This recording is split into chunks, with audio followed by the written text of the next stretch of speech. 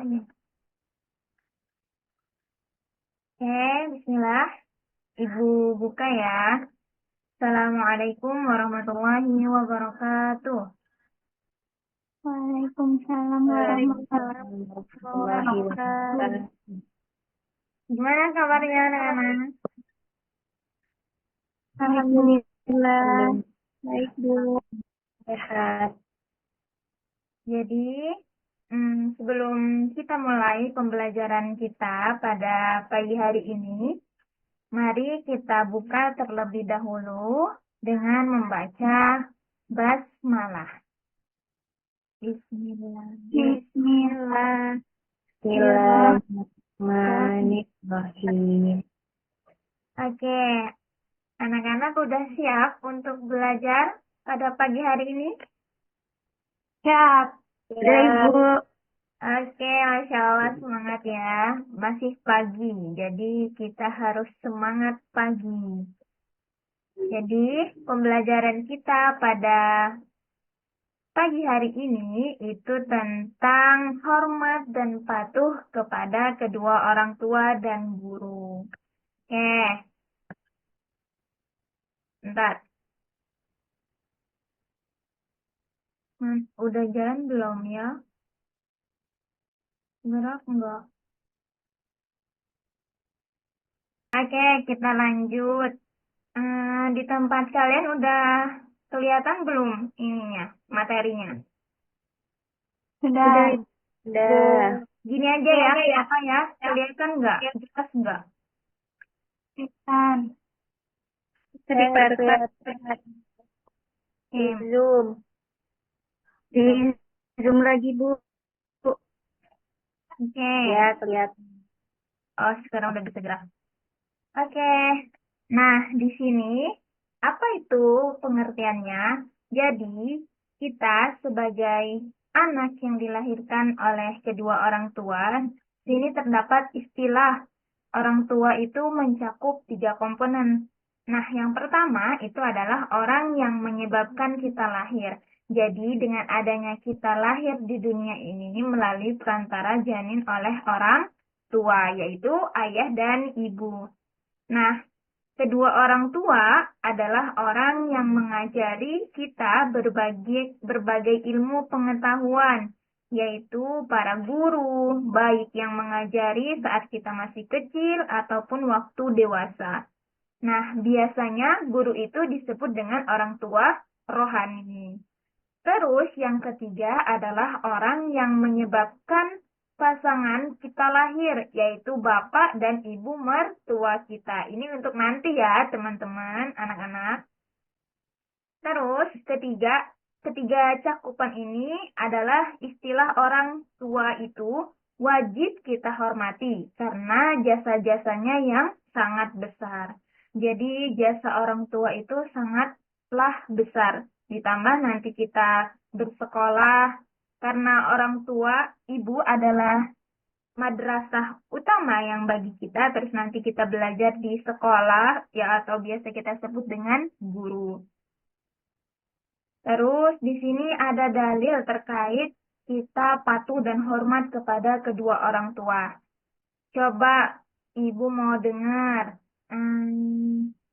Mbak Dewi, coba baca ayat yang pertama. Apa Ibu hilang-hilang saya? Saya disuruh baca. Ya, baca yang dalil yang ayat pertama. Oh, sebentar Ibu. Ibu dengar suara saya nggak? Dengar. Kok saya nggak dengar suara Ibu? Oh iya. Yang lain dengar suara Ibu? Bismillah. Saya nggak dengar suara Ibu. Dengar. Oh ya udah nggak apa-apa. Baca ayat yang pertama, Mbak Dewi, coba. A'udzubillahi minasyaitonirrajim. Bismillahirrahmanirrahim. Wa qada rabbuka alla ta'budu illa iyyahu wa bil walidaini ihsan.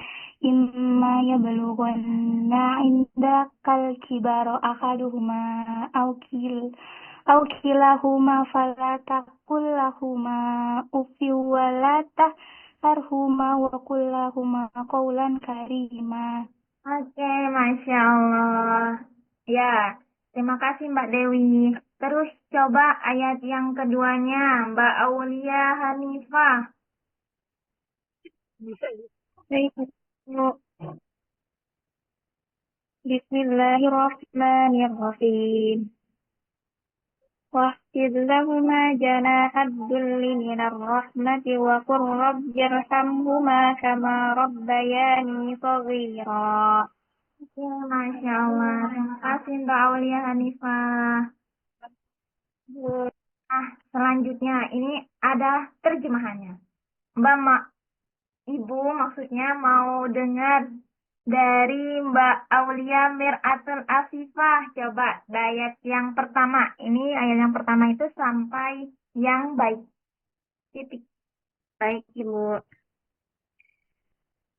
Tuhanmu telah memerintahkan agar kamu jangan menyembah selain Dia, dan hendaklah berbuat baik kepada ibu bapak. Jika salah seorang di antara keduanya atau kedua-duanya sampai berusia lanjut dalam pemeliharaanmu, maka sekali-kali janganlah engkau mengatakan kepada keduanya perkataan "ah", dan janganlah engkau membentak keduanya, serta ucapkanlah kepada keduanya perkataan yang baik. Oke, Masya Allah. Coba yang ayat keduanya. Oh ya, sebelumnya terima kasih Mbak Aulia Mir'atul Afifah. Coba yang ayat keduanya diterjemahkan oleh Mbak Dinda. Yang dari rendahkanlah ini ya. Iya.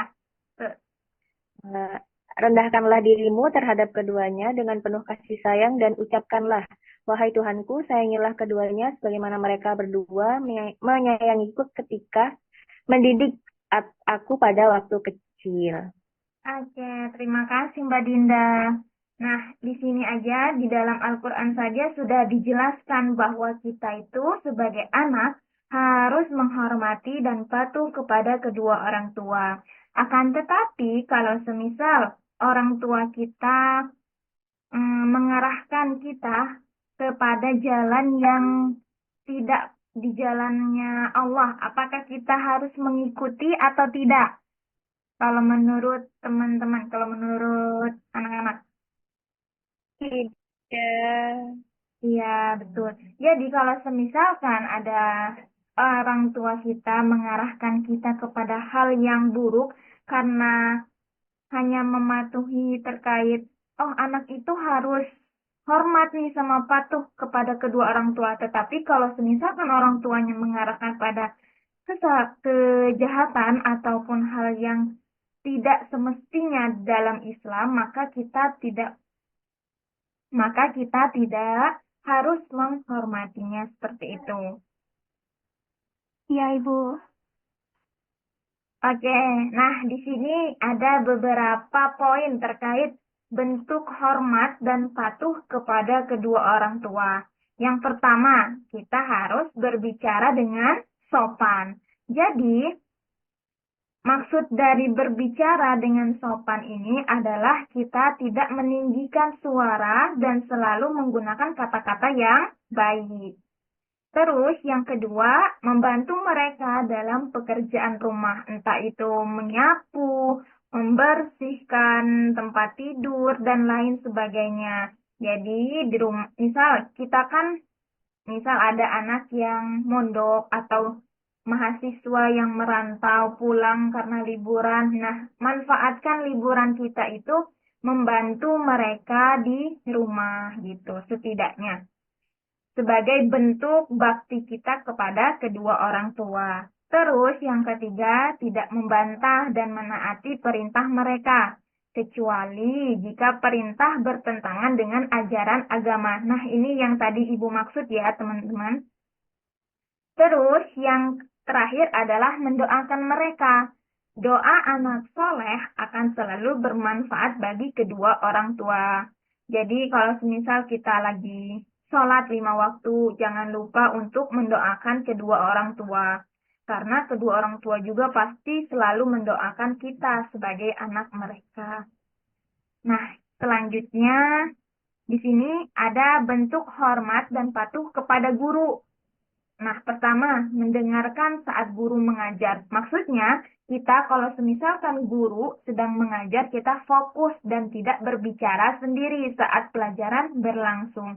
Jadi, apa yang disampaikan oleh guru, kita bisa memahami dengan seksama. Terus, yang kedua, mengikuti nasihat dan petunjuk guru. Nah, maksudnya menerapkan ilmu dan nasihat yang diberikan oleh guru kepada kita sebagai murid mereka.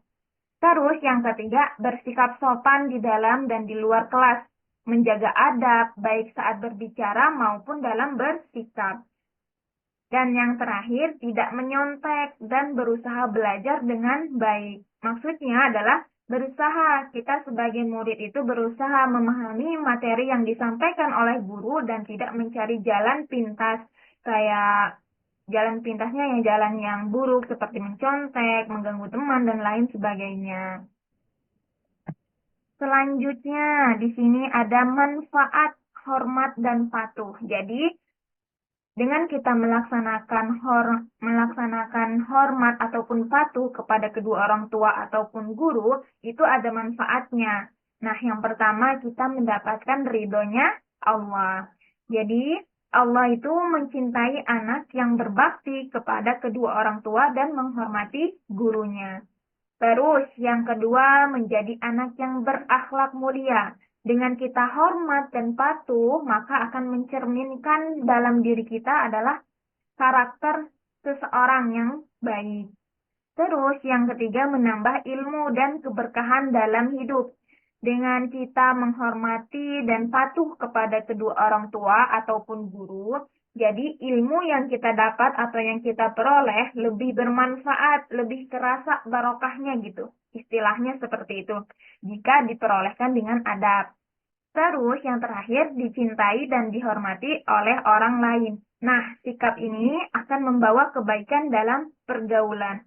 Jadi dengan kita menghormati, terus kita mencintai kepada guru ataupun kedua orang tua, maka ataupun dalam lingkungan sekitar kita, maka teman-teman juga bakalan mencintai dan hormat kepada kita. Jika kita menghormati orang lain, otomatis orang lain bakal menghormati kita gitu.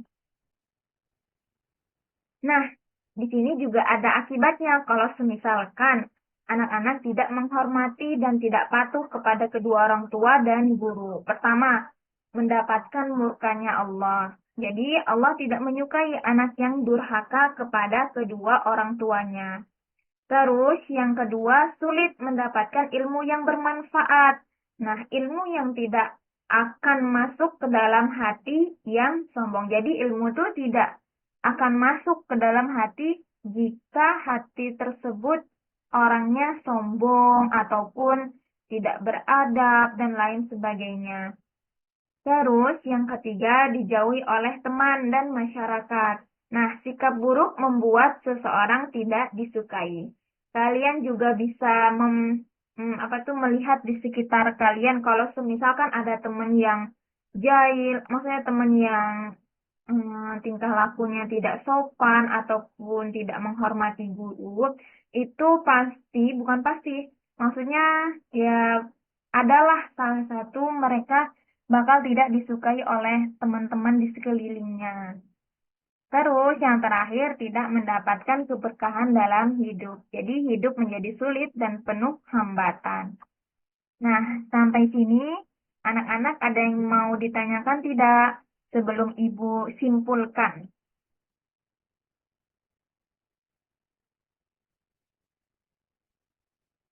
Ada tidak nih? Ada yang mau ditanyakan? Atau ada yang belum paham?